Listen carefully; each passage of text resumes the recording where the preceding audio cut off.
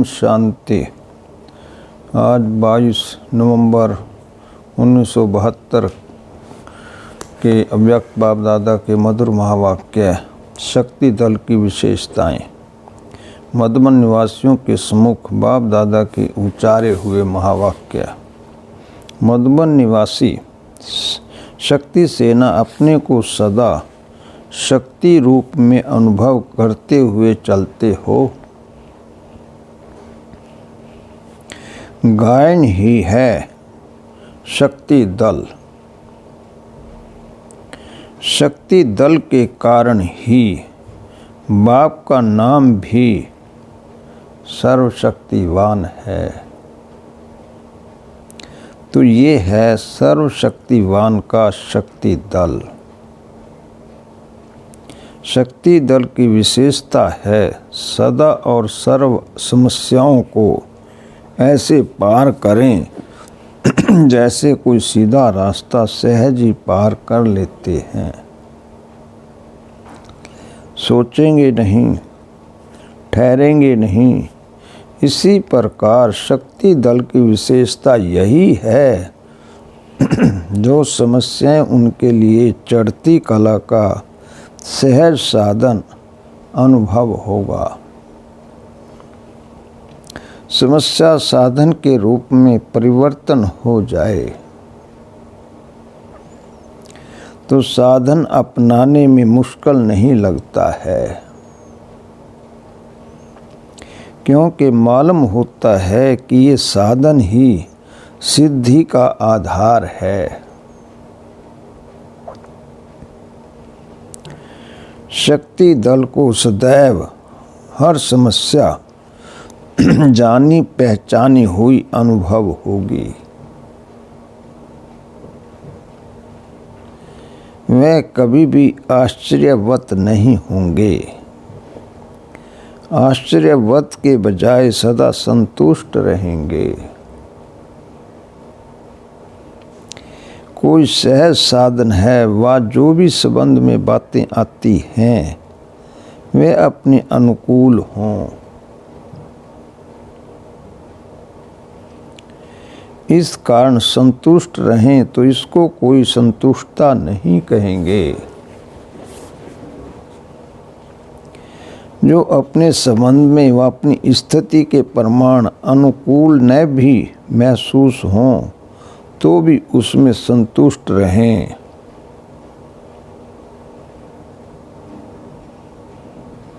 ऐसी स्थिति होनी चाहिए। शक्ति दल के मुख से कभी कारण शब्द नहीं निकलेगा। इस कारण से हुआ कारण शब्द निवारण में परिवर्तित हो जाएगा। यह तो अज्ञानी भी कहते हैं कि इस कारण से यह हुआ। आपकी यह स्टेज न होनी चाहिए।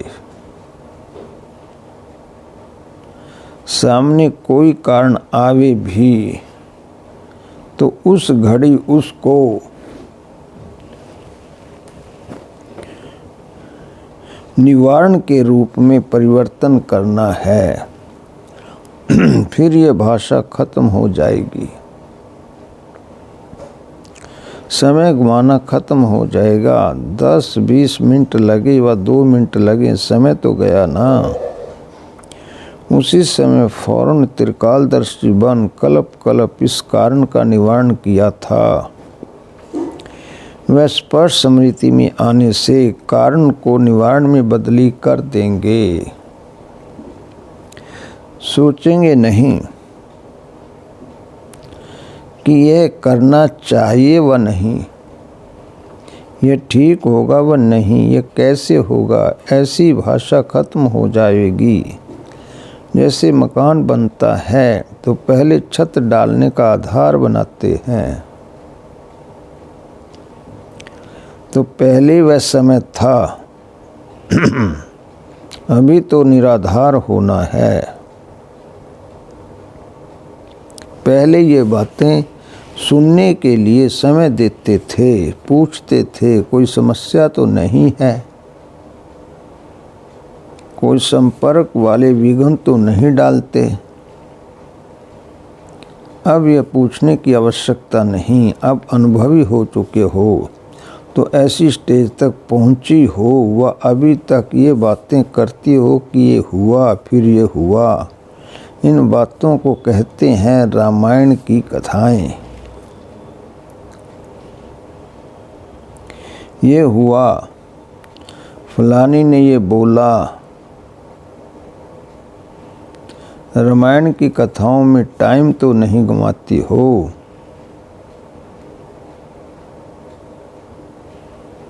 अभी तक भी कथावाचक नहीं हो।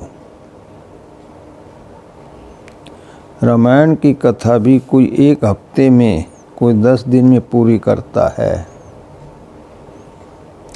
ऐसी कथाएं तो नहीं करती हो। आपस में 1-2 से मिलती भी हो तो याद की यात्रा की युक्तियाँ व दिन प्रतिदिन जो गुव्या गुव्या बातें सुनते जाते हो, उसकी लेन देन करो।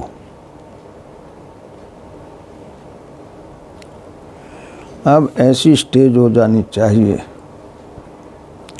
जैसे भक्ति मार्ग को दुर्गति मार्ग सम छोड़ देते हो।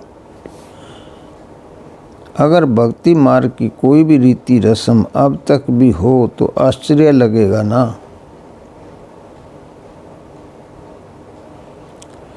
क्योंकि समझते हो वह दुर्गति मार्ग है। वैसे ये बातें करना व इन बातों में समय गंवाना, इसको भी ऐसे समझना चाहिए जैसे भक्ति मार्ग दुर्गति मार्ग की रीति रस्म। जब ऐसा अनुभव होगा तब समझो परिवर्तन। जैसे अनुभव करते हो ना, भक्ति मार्ग जैसे पिछले जन्म की बातें। इस जन्म में कब घंटी बजावेंगे व माला सुमरन करेंगे।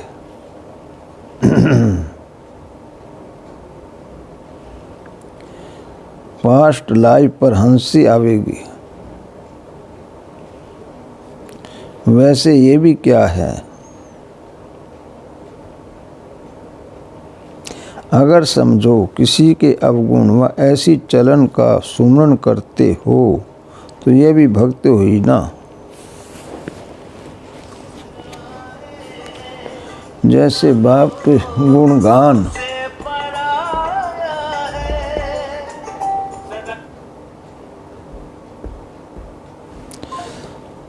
जैसे बाप के गुणगान करना, सुमरन करना ये माला हुई। अगर किसी के अवगुण ऐसी देखी हुई बातों का सुमरन करते हो तो ये भी भक्ति मार्ग की दुर्गति की माला फेरते हो। मन में संकल्प करना ये भी जाप हुआ ना।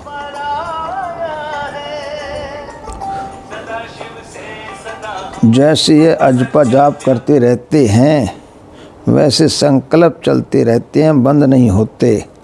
तो ये भी जाप हुआ। यह भक्ति के दुर्गति की रस्म। 1-2 को सुनाते हो, ये घंटियां बजाते हो। फलानी ने ये किया, ये भक्ति दुर्गति की रस्म है। मधुबन निवासी तो ज्ञान स्वरूप है ना। कोई भी दुर्गति की रीति रस्म चाहे स्थूल चाहे सूक्ष्म है, उनसे वैराग आना चाहिए। जैसे भक्ति के स्थूल साधनों से वैराग आ गया नॉलेज के आधार पर, वैसे इन भक्ति मार्ग के रस्म से भी ऐसे वैराग आना चाहिए। इस वैराग के बाद ही याद की स्पीड बढ़ सकेगी। नहीं तो कितना भी पुरुषार्थ करो, जैसे भक्त लोग कितना भी पुरुषार्थ करते हैं भगवान की याद में बैठने का, बैठ सकते हैं, कितना भी अपने को मारते हैं, कष्ट करते हैं, भिन्न भिन्न रीति से समय देते हैं, संपत्ति लगाते हैं, फिर भी हो सकता है यहाँ भी अगर दुर्गति मार्ग की रीति रस्म है तो याद की यात्रा की स्पीड बढ़ नहीं सकती। अटूट याद हो नहीं सकती। घटिया बजाना आदि छूट गया कि स्थूल रूप में छोड़ सूक्ष्म रूप ले लिया। भक्तों को तो खूब चैलेंज करते हो कि टाइम वेस्ट, मनी वेस्ट करते हो। अपने को चेक करो, कहाँ तक ज्ञानी तो आत्मा बने हो। ज्ञानी तो आत्मा का अर्थ ही है हर संस्कार, हर बोल ज्ञान सहित हो। कर्म भी ज्ञान स्वरूप हो, इसको ज्ञानी तो आत्मा कहा जाता है।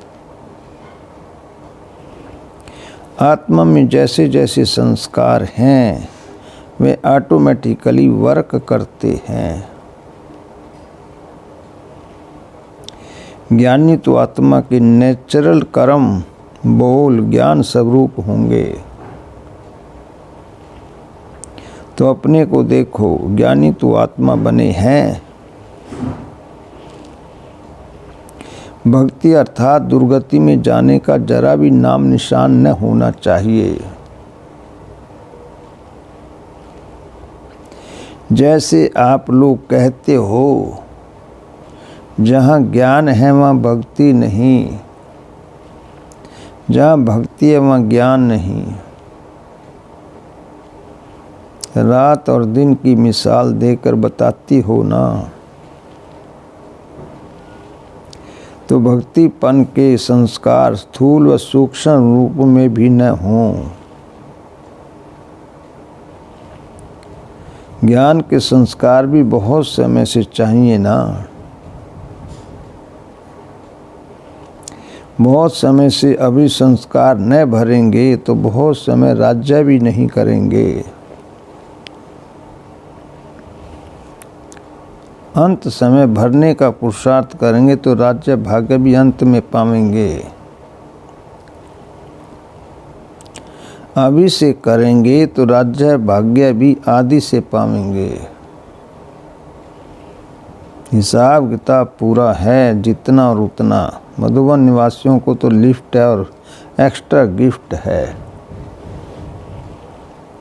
क्योंकि सामने एग्जाम्पल है। सभी सहज साधन हैं, सिर्फ कारण को निवारण में परिवर्तन कर दो तो मधुबन निवासियों को जो गिफ्ट है उनसे अपने को बहुत परिवर्तित कर सकते हैं।